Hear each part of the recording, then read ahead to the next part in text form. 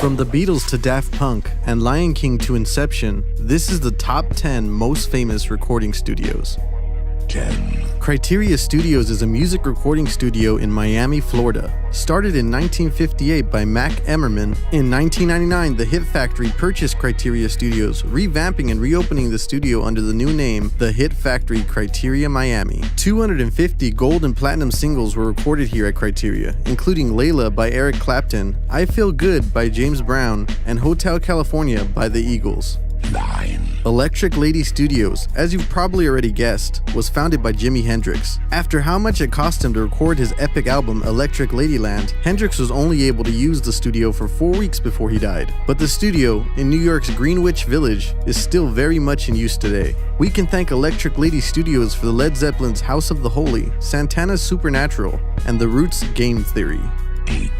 You may not have heard of Hans Zimmer, but you've definitely heard his music.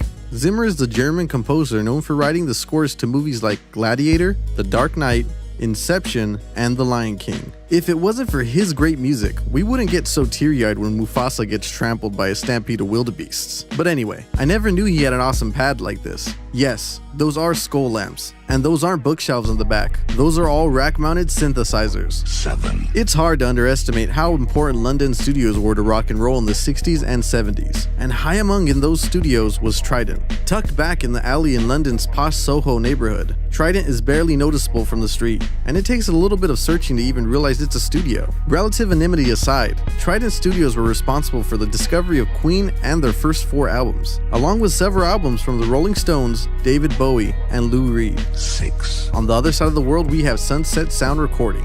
On Sunset Boulevard in Hollywood, California. It was originally built for recording the music to Walt Disney movies, and you can thank them for Mary Poppins, Bambi, and 101 Dalmatians. But they didn't stop there, they also did a lot of great things with rock. Probably the most famous album recorded here was the Rolling Stones' Exile on Main Street, generally believed to be their best ever, but it was also the home of the Beach Boys' best album, Pet Sounds. 5. The home of Capitol Records. Capitol Studios gets on this list for the sheer amount of artists they've recorded here.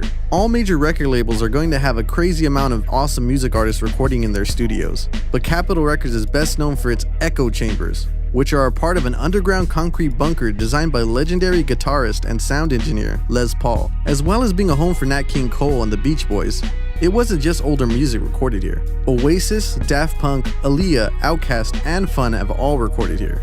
4. It's called the Motown of Jamaica, but really, it should just be called Studio One, because Studio One is the home of reggae, and it doesn't need the Motown qualifier. Founded by Clement Dodd back in 1963, Studio One was recording albums for Bob Marley and the Wailers, Lee Scratch Perry, Burning Spear, and the Toots and Maytals. 3. The original United Western Studios, constructed in 1952, was the home of many major recording sessions in the 1960s and 1970s, including Ray Charles's version of I Can't Stop Loving You, the Beach Boys' Good Vibrations, Frank Sinatra's It Was a Very Good Year, and the Mama and Papa's California Dreamin'. The original owner, Bill Putnam, sold it to Alan Sides in 1985, who renamed it Ocean Way Recording, the world's most awarded studio complex. Recordings here have sold in excess of 1 billion units. 2. The studio itself doesn't stand out particularly from the rest of the buildings around it, and it sits in the fairly quiet posh northwestern London suburb. If it wasn't for the tourists crowding the crosswalk and the Beatles-related graffiti covering its outer gate, one might pass and never notice it. The most famous image of Abbey Road is of course the crosswalk right outside the studio. Vehicles in London are legally required to wait at so-called zebra crossings. As long as you can physically stay in motion, you can take as long as you want taking the picture, but make sure to move in slow motion. 1.